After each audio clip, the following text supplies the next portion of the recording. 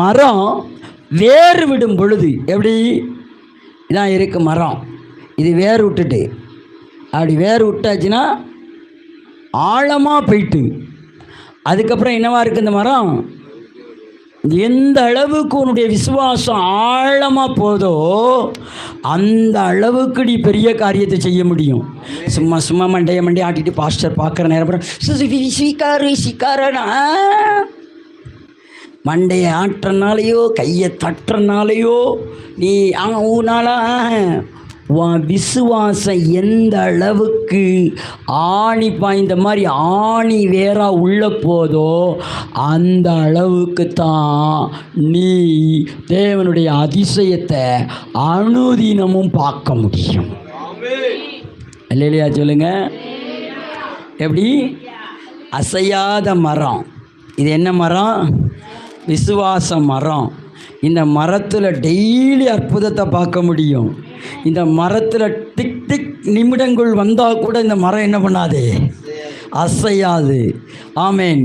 இந்த மரம் என்ன பண்ணுமா? இல்லை, நான் படுத்துக்கிட்டு போகிறேன், நான் உட்காந்துக்கிட்டு போகிறேன், நான் சாப்பிட்டுக்கிட்டு போகிறேன், நான் பேசிக்கிட்டு போகிறேன் என்கிற இந்த மரம் விசுவாசத்தில் என்ன பண்ணுமா? அசையாமல் செயல்படுமா? அல்லேலூயா.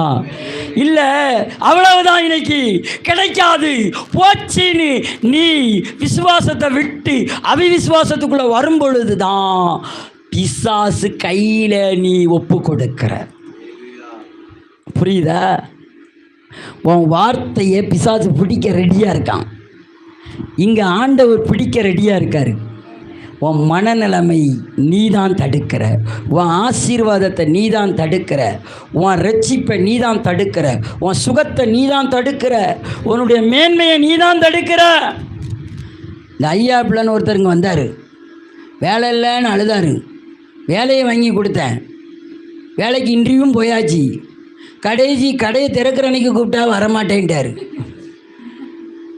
அவருடைய அவர் மனம் என்னாச்சு தெரியுமா? விட்டு கொடுக்க மாட்டேங்குது.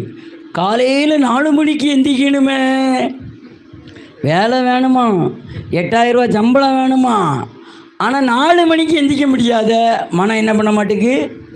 நான் சொன்னேன் 30 நாள் தொடர்ச்சியாக செஞ்சால் 365 நாள் கரெக்டாக ஸ்டார்ட் ஆயிரும்.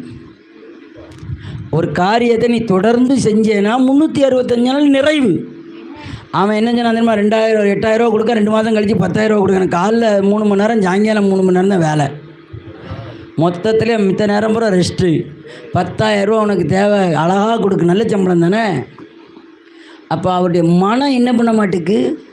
ஒத்து வர மாட்டுக்கு, விசுவாசம் வர மாட்டுக்கு. நம்மளால் எந்திரிச்சிட முடியும், நம்மளால் பாலை ஊற்றிட முடியும் அப்படிங்கிற அந்த வலிமை வராதனால தான் ஆசீர்வாதத்து மேலே என்ன பண்ணிட்டாரு?